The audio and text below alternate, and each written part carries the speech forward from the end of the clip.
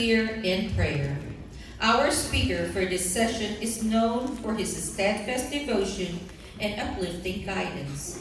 He will lead us in exploring how perseverance in prayer can transform our journey of faith, especially during trials and challenges. We invite you to open your hearts and minds as he share insights that inspire us in this foundational session. Let us all welcome our brother, dear Deacon Boy Arocha.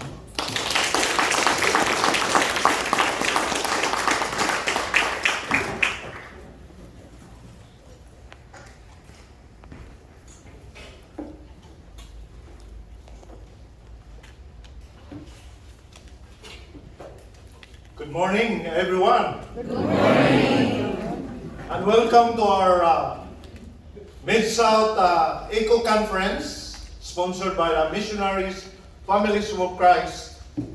And it's good to see you once again this morning in order to listen to the Word of God through the different sessions that we have, and also to praise and worship the Lord this morning, because our hope is in the Lord only.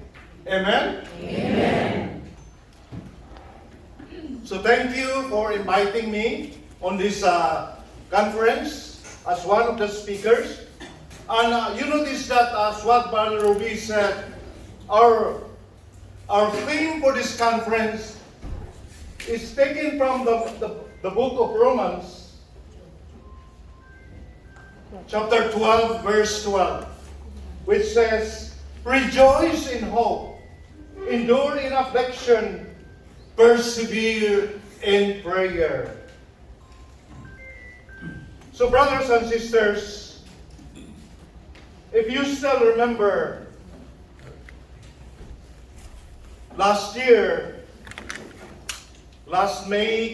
9, 2024, during the solemnity of our Lord Jesus Christ, that when Pope Francis officially declared that 2025 Holy Year is a time to renew ourselves. It's a time to renew ourselves as pilgrims of hope. So our hope is in the Lord. And as the pilgrims of hope, during in this Jubilee year 2025, we are called to place our trust in God's Word and His promise of salvation. You know, last Thursday, we came here in San Antonio, and one thing that we have to do, especially if we visit places, we have to go first to the church. Then, last Thursday, we went to the cathedral here in San Antonio. And I noticed that in the left side of the main altar, there was a cross. Just like this one, with a sign in the middle, Jubilee year 2025, the Pilgrims of Hope. That's what I noticed that in that church, in that cathedral.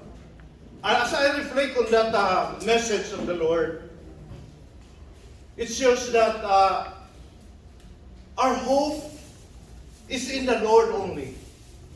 Not on the human assurances, but the living hope that we have in Jesus Christ, who is the Word made flesh and the way to eternal life.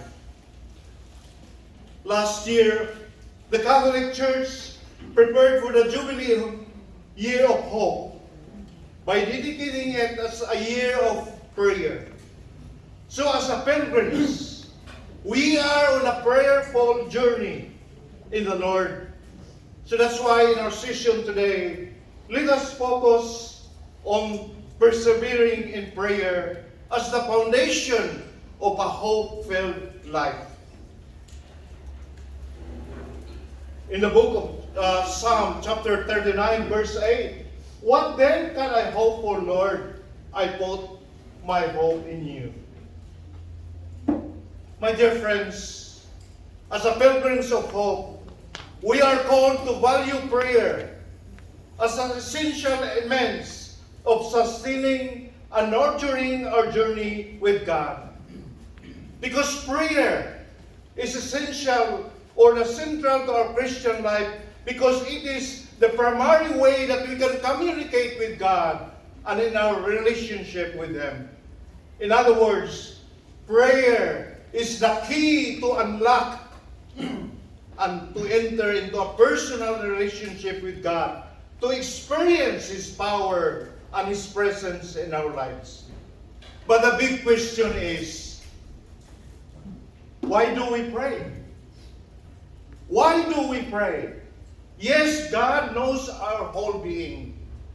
He knows all our needs. But why do we pray? We pray because Jesus commands us. Jesus teaches us to pray with confidence, assuring that God listens to us and responds to all our prayers. In the Gospel of Matthew, chapter 7, verse 7, ask and it will be given to you. Seek and you will find. Knock and it will be opened to you. What does it mean? It means that we pray because we are convinced of God's power. We are convinced that we trust His love and providence. When we pray, we acknowledge the fact that God is the source of our strength in our life. We are nothing without God. He also teaches us that prayer is a source of our strength during the times of trials and temptation, urging us to watch and pray. And we can see that in the book of Mark, chapter 14, verse 38. So through prayer, we trust in God's providence and grow closer to Him. Even in 1 Thessalonians, chapter 5, verse 17, St. Paul reminds us to pray without ceasing, emphasizing that prayer that God is for us. In the book of Matthew, chapter 6, verses 5 to 8, Jesus also stresses the importance of humility and sincerity in our prayer life. Therefore, we cannot approach God's throne until we have to confess all our sins. Why? Because sins block the blessings of God to us. That's why we need to examine. That's why we need to examine our conscience, repent, and ask for forgiveness of all our sins that we committed through the sacrament of reconciliation. So prayer is a humble response to God's initiative, where His great love for us, that He gave His only begotten Son to us and sent His Spirit into our hearts. So that's why prayer is not insisting our own way. Prayer is not insisting our own way, but we must believe that God's way is perfect, that in everything that He works for our own good. So that's why, my dear friends, what matters is the time that we set aside our prayer and faith lays hold on God, knowing that He knows our need before we even ask Him. Yes, He knows our whole being. So when we pray, He wants us to share that every part of our lives with Him. That includes our fears, our failures, our emotions, our thoughts and anxieties. That's one reason why do we pray. The second reason why we pray, because prayer deepens our relationship with God. In the Catechism of the Catholic Church, defines prayer as the raising of one's mind and heart to God or the requesting of God good things from Him. So prayer is a way to connect with God, praising Him, thanking Him, exalting Him, and ask for His guidance, and align ourselves with His holy will. So it deepens our relationship with God, fostering love, fostering trust and intimacy. And through our daily prayer, we acknowledge our dependence on Him and trust that He will provide all our needs. This practice of prayer helps us to grow in holiness. In the book of Luke, or the Gospel of Luke, chapter 11, verse 3, give us each day our daily bread. Give us each day our daily bread. I always remember in my daily prayer, in the morning and in the evening of the liturgy of the hour, a prayer of the church of His daily provisions to us. That He give us the food of our tables. He makes the grain, He makes the fruits and animals. He give us our parents who give us our food. But most especially, He give us the food for our souls. And this is the blessed bread of the Holy Communion. So that's why every time we go to church, we adore Him, because we receive Him in the Holy Communion. Every time I go to different places, the first thing that we do is to find a church. Find a church and receive the Holy Communion during the Mass. So that's why we thank Him by telling Him how grateful we are for the gift of this Eucharist. In the eyes of faith, we believe that Jesus is truly present, body and blood, soul and divinity. Again, because He is the food for our souls, and the Holy Mass is the highest form of prayer. The third reason why we pray, prayer transforms and unites us with God's will. Prayer is not about changing God's ways, because the ways of God is perfect. We cannot change the ways of the mind of God, but allowing Him to transform our hearts. In His prayer in Gethsemane, Jesus showed us the prayer that helped us to align to God's will. In the Gospel of Luke, chapter 22, verse 22, He says, "Not my will, but yours be done." So through prayer, we are shaped with God's grace, becoming more attuned to His purposes and strengthening to live according to His will. My dear friends, God's will is our happiness. He wants us to grow strong. He wants us to become more like Him.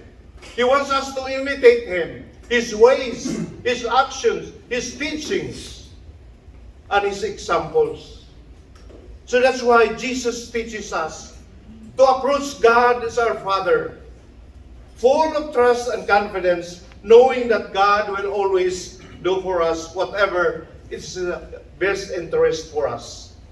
If God says no to our prayer, let us not think that He does not care and love us. Remember this, God always answers prayers. God always answers prayers. But sometimes it is yes. Sometimes we have to wait. But sometimes He will say to us no to our prayers.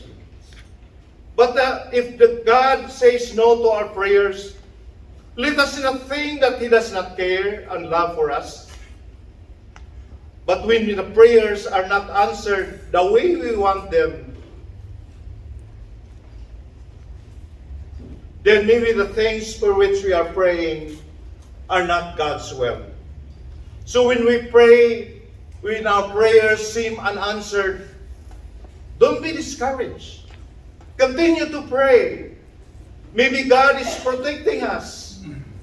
Maybe God is stretching our hearts, or maybe He's simply inviting us to go deeper in our love with Him.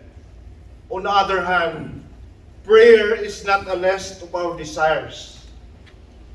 But God already knows our desires and our needs. But instead, prayer is about seeking God's ways and conforming to His will. Prayer is not just a ritual or an obligation that we pray every day, but it is a command from Jesus, meant to nurture our relationship with God and transform us into His likeness. This is why persevering in prayer is essential. It is central to our faith. It is central to our life.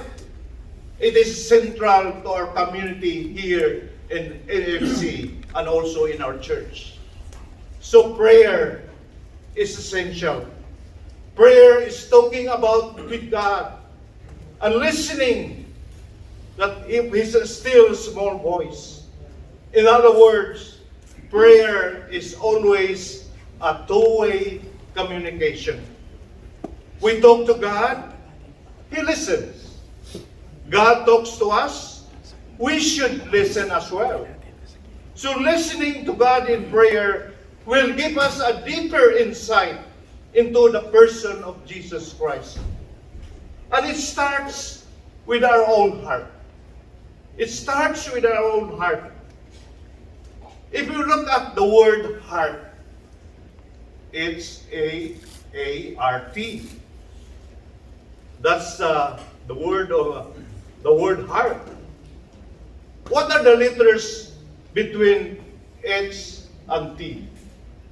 The start with H, then the last letter is T.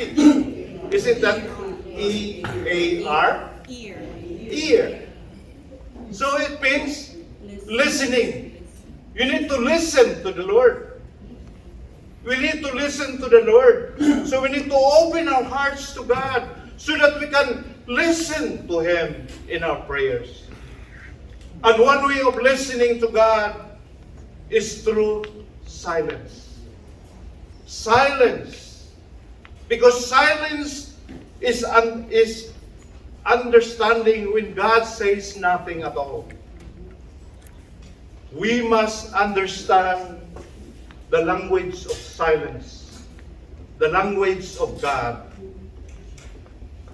Few moments from now, we will spend some time with Jesus in the Blessed Sacrament. And this is the time and a good example of silence. My dear friends, persevering in prayer means maintaining our consistent, a faithful commitment to prayer, even in the face of challenges, even in the face of destruction or periods of spiritual dryness. It means continuing to pray even when we don't feel like it, or when we've been praying for many, many years and no visible result at all. But in reality, we often struggle in our prayer life. Now, what are the struggles that hinder us in persevering prayer? Number one, distraction. You know, in today's society, many distractions that inhibit us to have a quality time with the Lord. We argue that we are busy with our work, our careers, balancing our time with our family, and also we are busy with our mission in our community. And we cannot find prayer, the right time to pray. So we have to ask ourselves, how many hours in the day that we spend time with our cell phone? How many times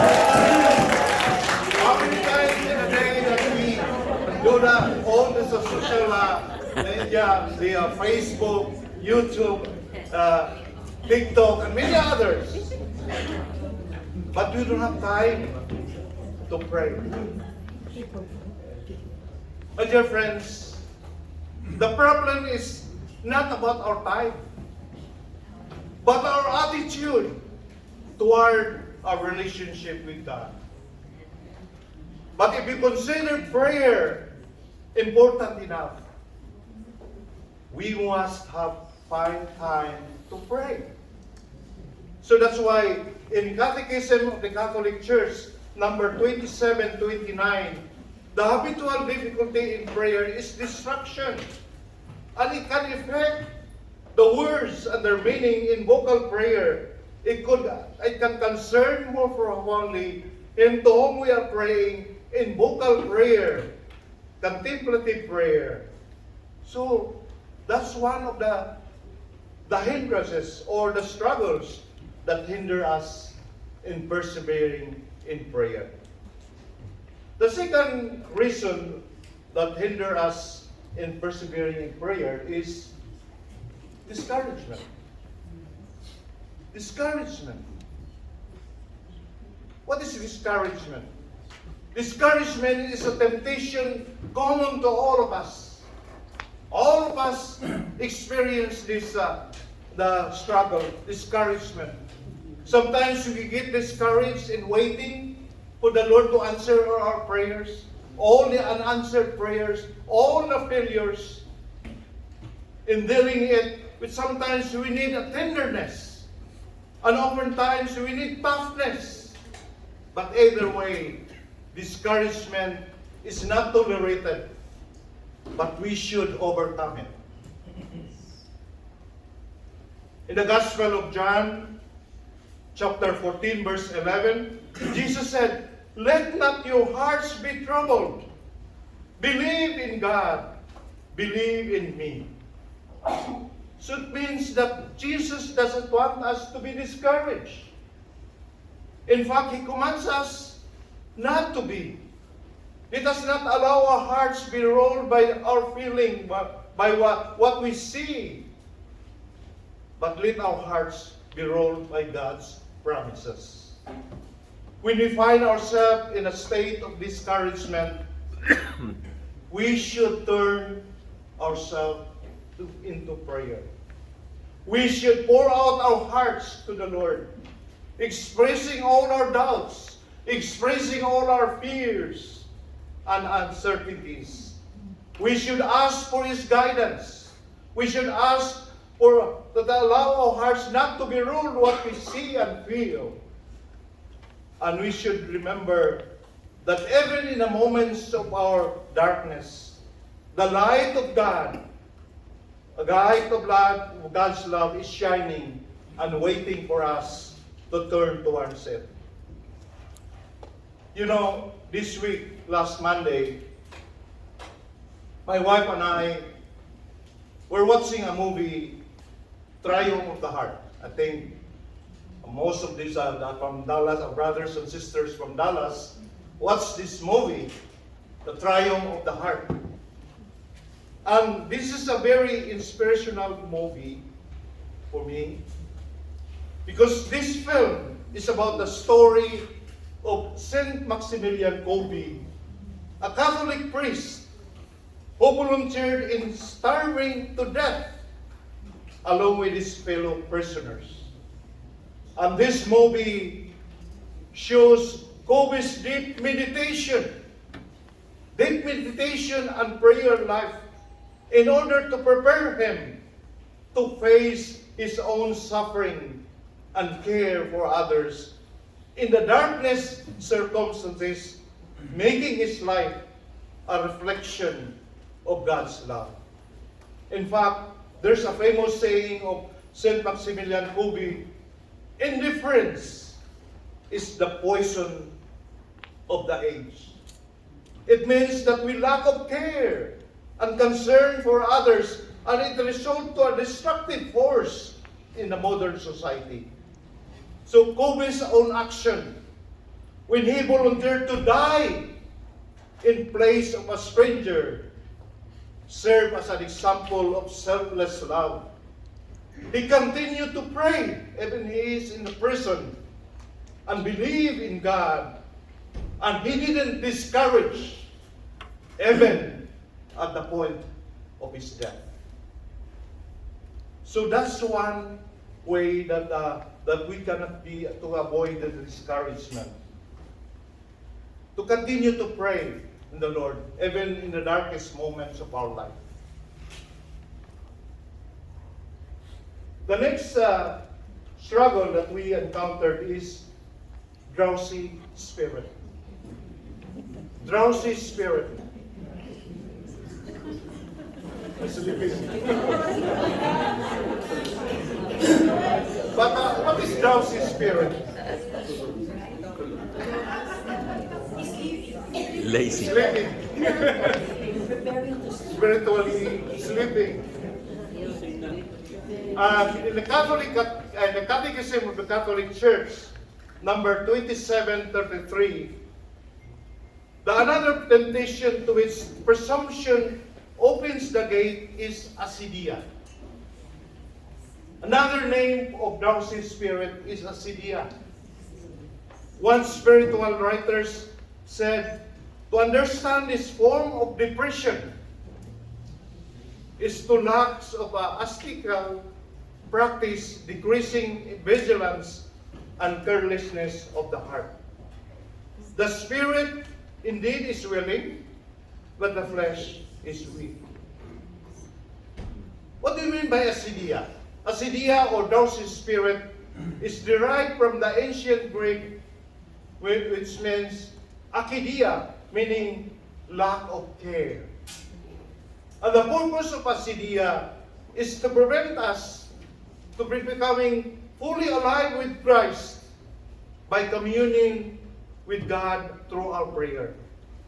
Acedia tries to get us to give up prayer and all our spiritual reading. And one way to combat the spirit of drowsy spirit or acedia is the remembrance of death. Remembrance of death, or what is called memento mori. Why remembrance of death? Because in the book of Psalm, chapter 102, verse 11, remembrance of death reminds us that my days are like shadow that lengthens, and I wither away like grass. So today is a time for us to draw closer to God. There's no point in waiting until tomorrow. Because life on earth is not our permanent home. Our final destination is up in heaven. We are only an immigrant, but our citizenship is in heaven. So therefore, the spiritual practice of remembering death or acedia makes the present moment here on earth a very sacred place. It reminds us that life is a preparation for our eternity. My dear friends, all of us will face God one day. One day we will be judged individually in how we use our time in loving Him and loving our others. Think about how many Christmases or many Thanksgivings days that we will still have. Think about that. Maybe 5, 10, or 19. We don't know. Only God knows when God calls us. For myself, if I have to live 80 or 90, I would have only 11 years. If God will give me 80 years old, because right now I'm 69, or 21 years if I remain strong and healthy. So I guess at this time, living a prayerful life, living a holy life, and pleasing to God should be already one of our hearts and mind every moment of our life. We won't have this moment Not this afternoon, not tonight, not tomorrow. There's no guarantee that we will be given that. Time is not guaranteed, but it's not in our hands. It is in the hands of our Lord Jesus Christ. I remember a famous saying which says, I expect to pass this word but once. Any good, therefore, that I can do, doing prayer, working honestly, or any kindness that I can show to my fellow creature, let me do it now, or I shall not pass the way again. So that's the reason, one of the struggle about this asidia or drowsy spirit. The next struggle that hinder us in persevering prayer is spiritual dryness. In the Catechism of the Catholic Church, 2732, another difficulty, especially for those sincerely want to pray, is dryness, is spiritual dryness. Spiritual dryness belongs to contemplative prayer when the heart is separated from God, with no taste for thoughts, memories, and feelings, and even spiritual ones. Yes, there are moments in our lives that when God allows us to experience this spiritual dryness. And at such times, we must rely on a pure faith. Even Saint Teresa of Calcutta or Mother Teresa experienced this spiritual desolation or spiritual dryness. And according to her, it is a period of unrest. It is a period of disquiet. It means a time of unsettlement when God feels far away from us. The soul in desolation struggles to pray and wonders why we should pray always. But Saint Teresa of Avila, of Calcutta, amen, remained with Jesus. She did not give up. She continued in her heart to desire to love God. And it was evident in her works, in her work of corporal works of mercy, by helping the poor, the sick, the needy. So that's why, brothers and sisters, there are several reasons for our spiritual dryness. First reason why we experience spiritual dryness, because of our personal sin. Personal sin. Because sin can cause us to feel distance from God. Because we are attempting to live by ourselves, not living for God. So that's the one reason we experience spiritual dryness. The second one is physical, mental, or emotional pain. Especially if you are sick. When you are sick, the tendency for us is more difficult to focus on God or spiritual things. But God is so good and merciful. He offers some solutions to our spiritual dryness. First, by seeking God through His holy word in the Bible. Continue to listen. Continue to read the Bible. Reflect the readings of the day and live with that word. Second, through prayer. Continue to pray. Even if you experience all the emotional pain or the physical pain that we have. When we pray, we need to ask for forgiveness by confessing all our sins, repenting, and asking for His cleansing. And the third way is to fellowship with other believers. That's why we are good. It's good to have in this community of MFC a vibrant community, an evangelistic community that even though it's not perfect, But it's good, a vibrant community, evangelistic community, because it supports us and pray for us. So that's the main reason that to struggle about this spiritual dryness, we need to follow this solutions in encounter this to counteract this spiritual dryness. The next reason or the challenges that we have is doubt.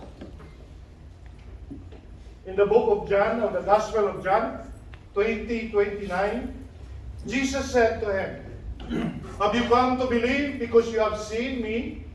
Blessed are those who have not seen and have believed." There are times in our lives that we may experience doubts about God's goodness. There are times in our lives that we experience the generosity of God, or we struggle with the fundamental truths.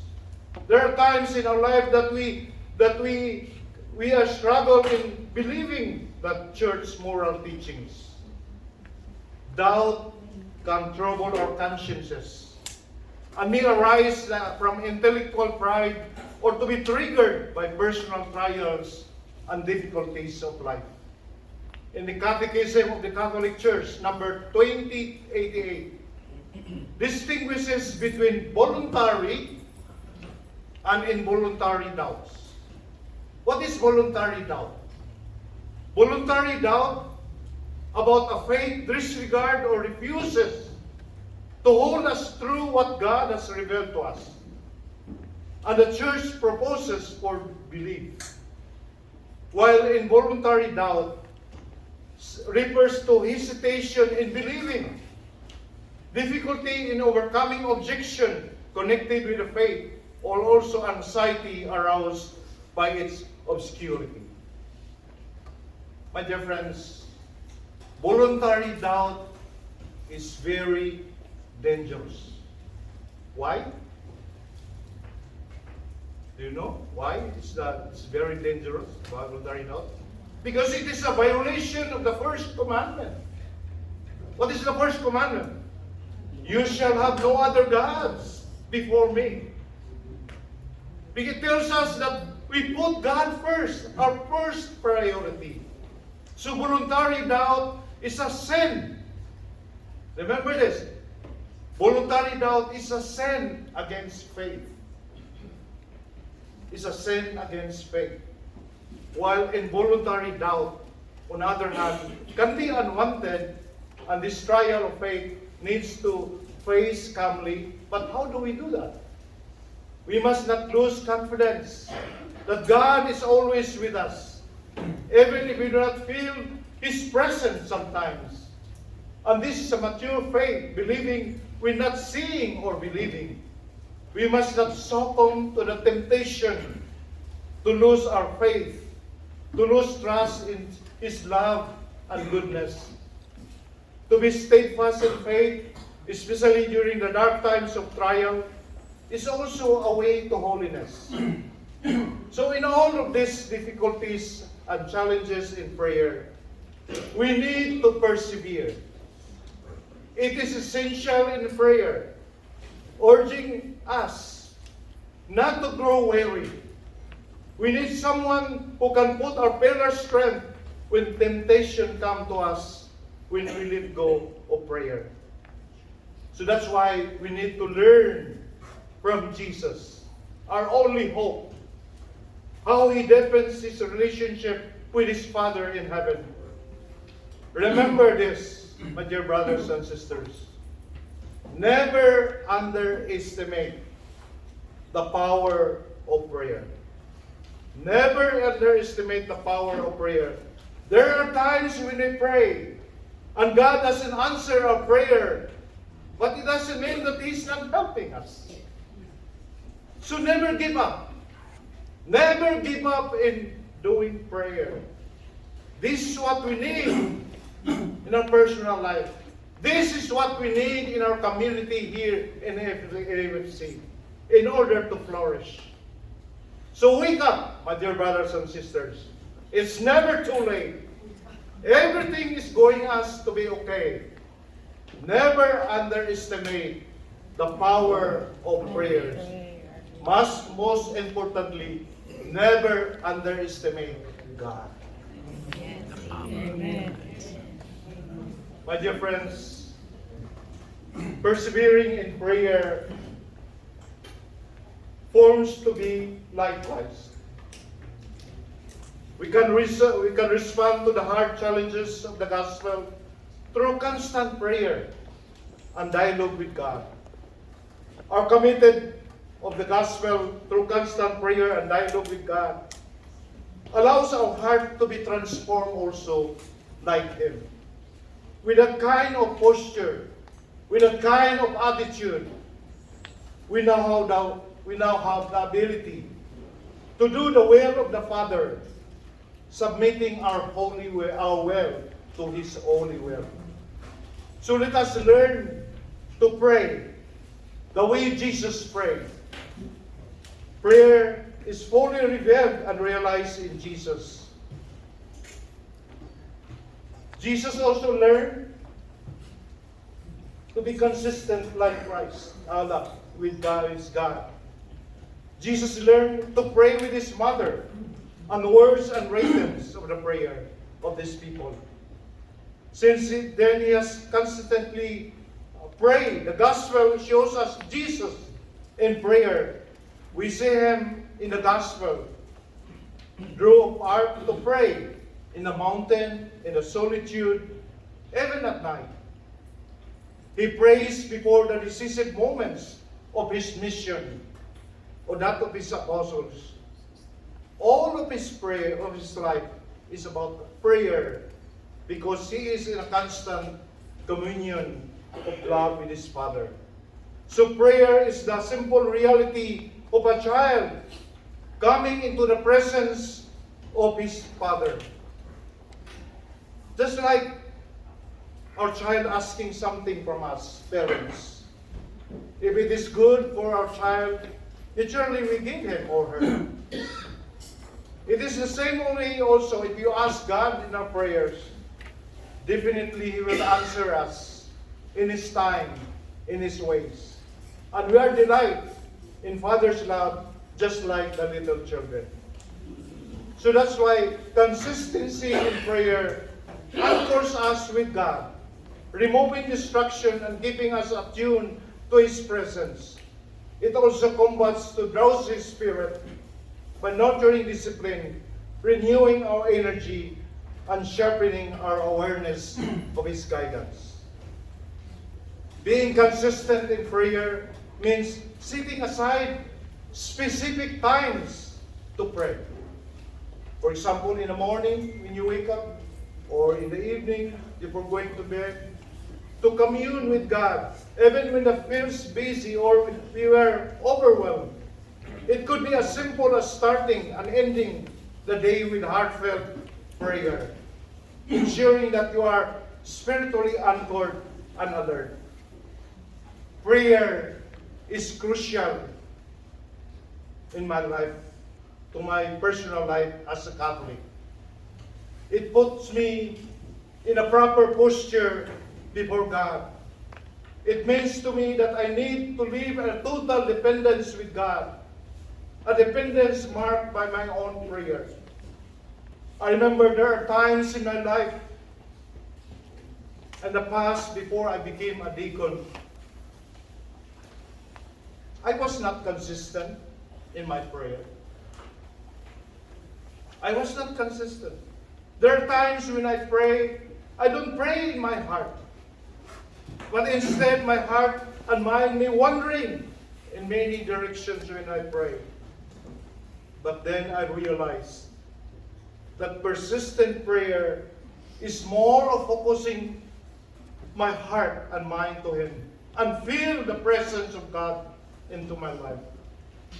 My prayer right now is not about the length of prayer that I have,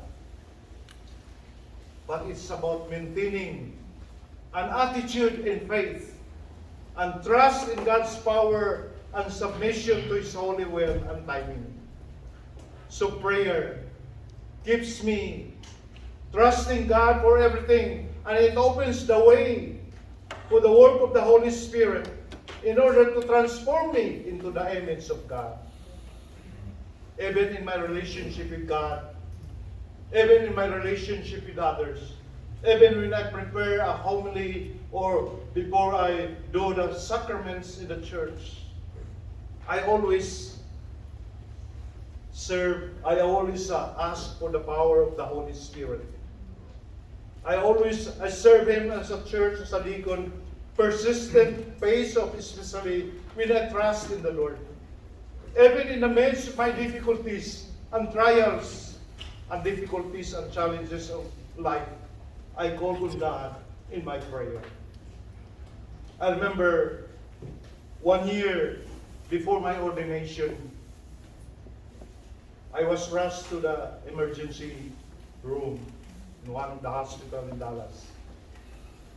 I was diagnosed with DVT, deep vein thrombosis, and at the same time, PE, the pulmonary embolism, a blood clot in one of my legs, and it traveled to my lungs, reducing or cutting off the blood supply.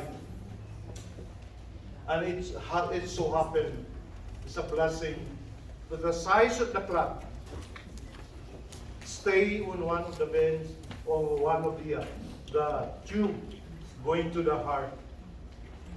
And this can be deadly. But with the power of prayer, through the power of my wife, through the power of the family, my family, all my children now, the power of the whole community, I have survived. And in fact, my primary doctor said, it's a miracle. God gave you another chance. This is my second life that I can serve Him. And it's through the power of prayer.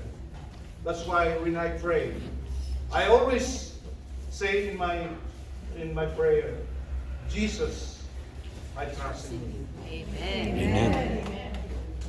Then the prayer also of Jesus during His agony in the Garden of Gethsemane and His last words on the cross reveal the depth of His prayer, which says, my Father, is it possible?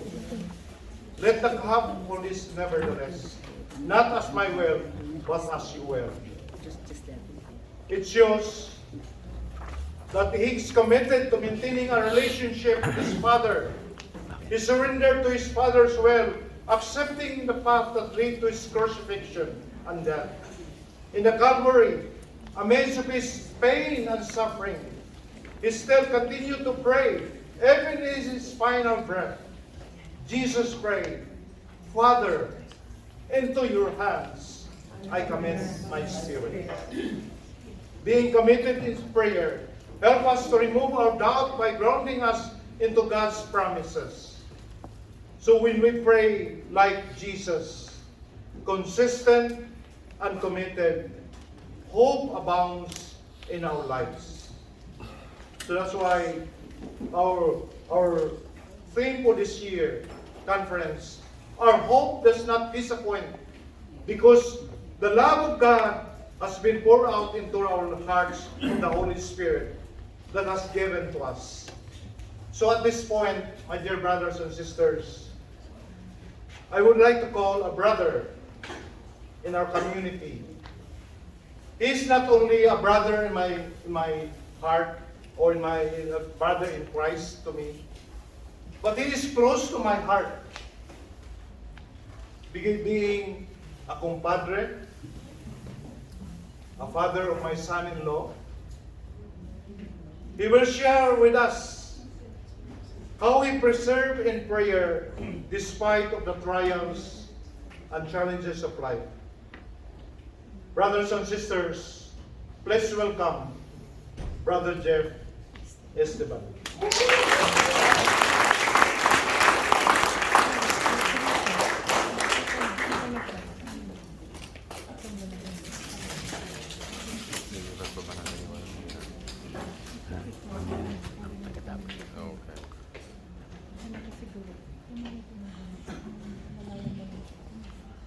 Thank you very much, Brother Boy, my compadres. I am the living witness about perseverance Yun ang in bigay mo prayer. sa 10 minutes lang siya. Nag-start na lang tayo na. Okay.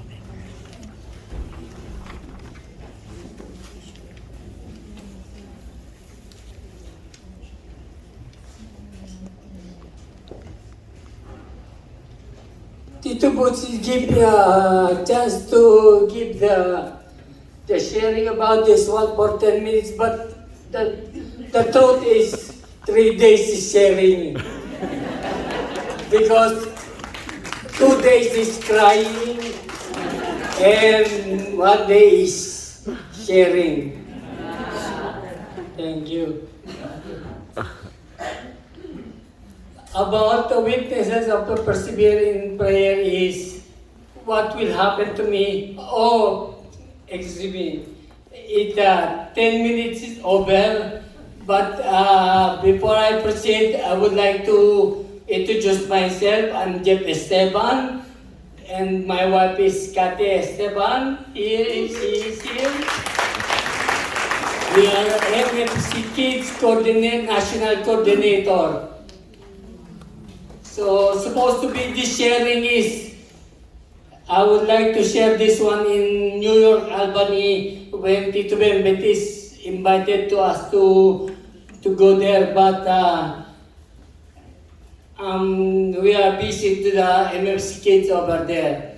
But the truth is, the persevering in prayers is and then when Tito Butchis told me about, Jeff, you like to share about your life in a conference, I said, okay, I will share it. And then last Thursday, we have a national coordinators meeting, and I will share there and to the other brothers, and they said, okay, we will see you on Saturday. I said, and my wife said, that's only a Mid-South conference, not in the Houston in New York, because national coordinator is from New Jersey, New York, and Chicago. So, anyway, I cut shortly my experience about witnesses about the living life person. Because when I got this, Something's right, bud. You're doing really good.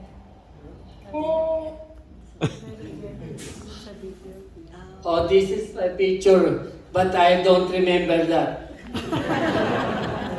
Because the truth is, Tito Boy, Deacon Boy, he said, 2 way of the prayer in our life is listening by Jesus.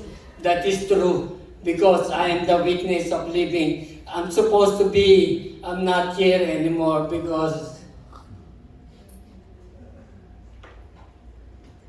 the truth, when I was in the hospital, I don't remember that.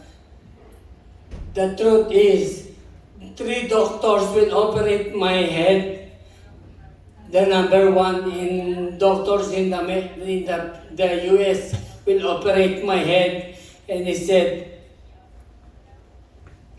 there's no chance to leave you because my brain is dead. So this is my second life, brothers and sisters. That's why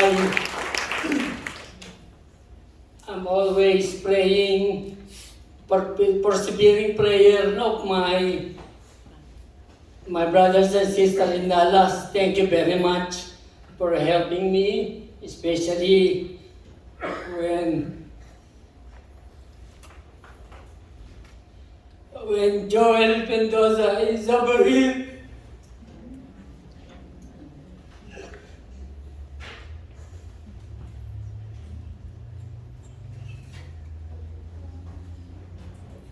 He was assisted me in the hospital, but I don't remember that because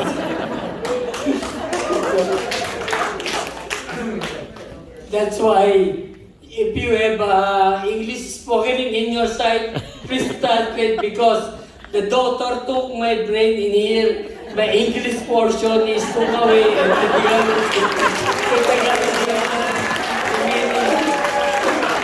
but I'm still recover my English because of helping our. And then we create a group with the Golden Legend in the Dallas with Tito Jim Abalos and Tito Roy Cabañez. And thank you for Brother Lola for assisting me and all the brothers here for prayers to be alive because I'm still alive.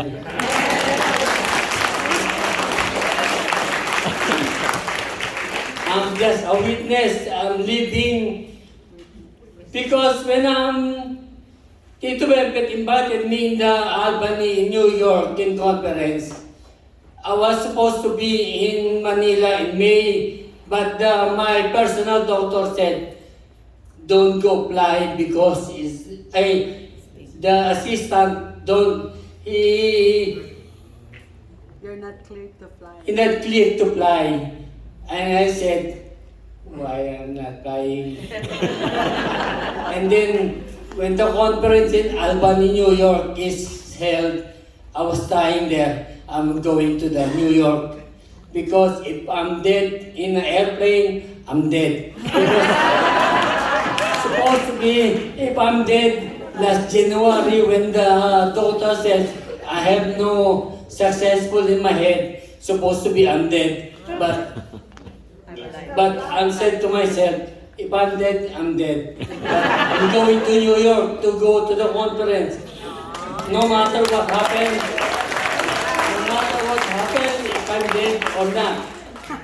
So when I go to the airplane, when the take off the airplane, my feeling is normal. It's like the same like what I'm going to the Philippines last time. I said, nothing happened to me. I'm still alive. If I'm dead, supposed to be last January, I'm dead. Because the Lord, He gave me a second chance to live. That's why I'm going to New York to attend the conference. And Tito Ejamba is my inspiration for her, and Tito Bembet is my spiritual advisor. I believe in you. That's why I'm still here. But Brother Boy, Digon Boy, Pajer, what you're saying, compadres, I believe in you that Jesus is our hope. Because if Jesus is not our hope, we are not here. We are not here. So, when we have a meeting, the Golden Legend in Dallas, that's another 3 days sharing. One of our brother, he said, I don't believe in hope because my wife is have a cancer and I hope she is still healing. But I have faith, and he said, my faith is saving my wife. I said, what then? I get quiet. And Tito Jim is there, Jim Avalos. And he Googled that hope and faith is combined. I said, okay, you're right. Hope and faith is combined. So that's why I'm not arguing with him because from the meeting start until the end, he is the one who facilitates our meeting. So we are quiet.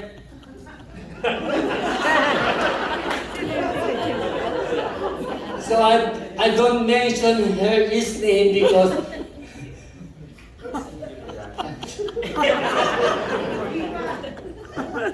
and when we go to the doctor, my wife says, okay, Doc, what is the best for Jeff recovering from his dizziness.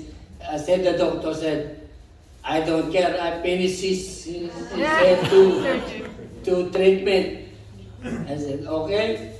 And then the doctor says, Doc, what is the medicine for the dizziness? He said, I don't have any medicine. The only thing I said is, you are a miracle. I said to myself, yes, I am a miracle because Jesus is my Savior. I don't mention the doctor's country because baka hindi na kayo magpagamot sa kanya eh. Because I said to myself, Jesus is my hope. That's why. He said, you are a miracle, you are still alive. Jeff, you are still alive? He asked me. And in myself, I said, of course I'm alive. I have Jesus in my life. Because you are no God in your life, that's why you always think, saying that it's a miracle. Okay, I don't say about his name because baka hindi na kayo magpagamot sa kanya. Can you translate to your friends for English because the English moment is took away brain.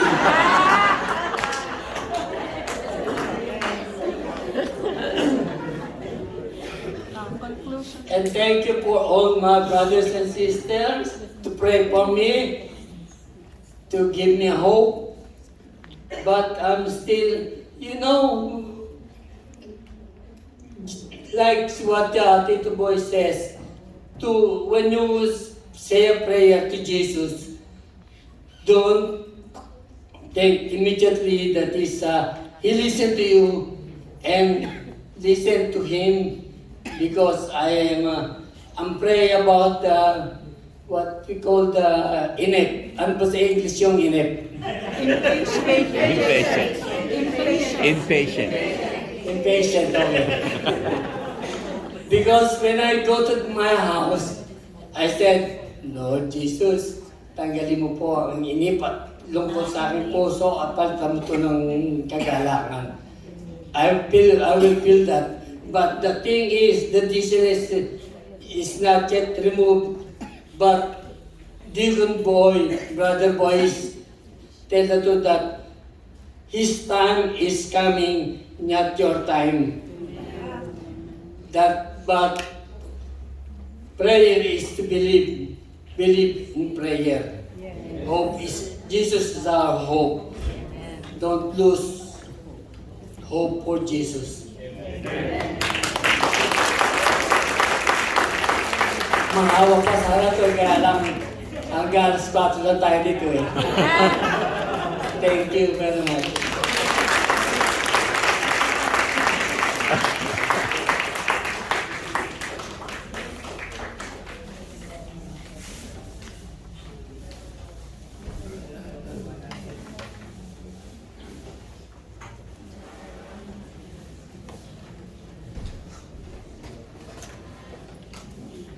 May pahabol pa pala ako.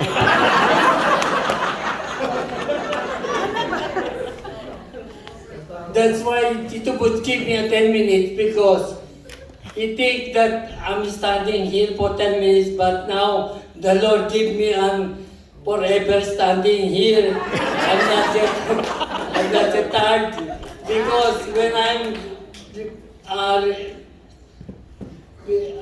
what do you call this? Tagalog. Yes. Nung nirelease ako sa hospital, in 30 seconds, pagod na agad ako pag tumayo. But now, I'm standing whatever I stand. Because of the Lord. Thank you very much.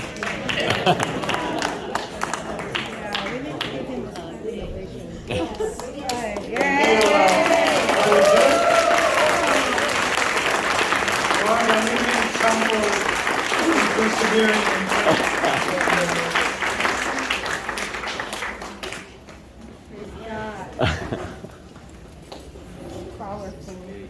Thank you once again, Brother Jeff, for sharing that you really inspired us to deepen our relationship with the Lord and in persevering in our prayer and also in our relationship with Him by knowing the importance and the value of prayer.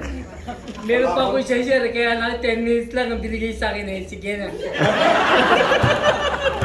Kung may question You should ask Brother Jack how to persevere in prayer and to commit a life of prayer with the help of the Holy Spirit despite of the challenges in your life. The whole community continue to pray you and hope for your complete recovery and healing. Amen. Amen. So we persevere in prayer because we ultimately hope in Jesus Christ.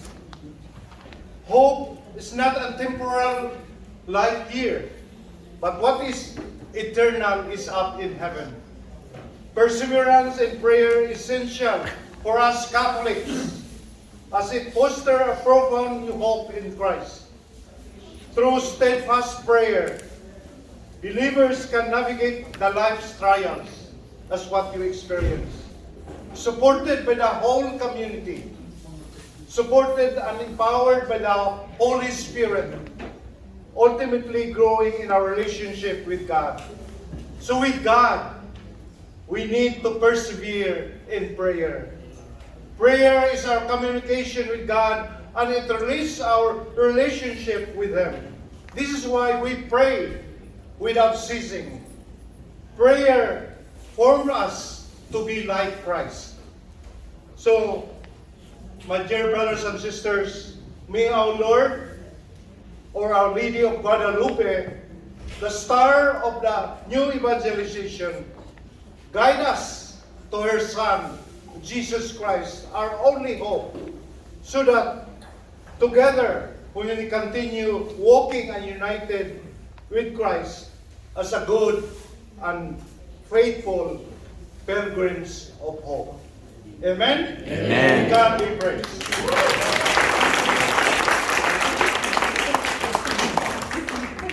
Brothers and sisters, we request everyone to please take a photo of the question displayed on the slides using your cell phones.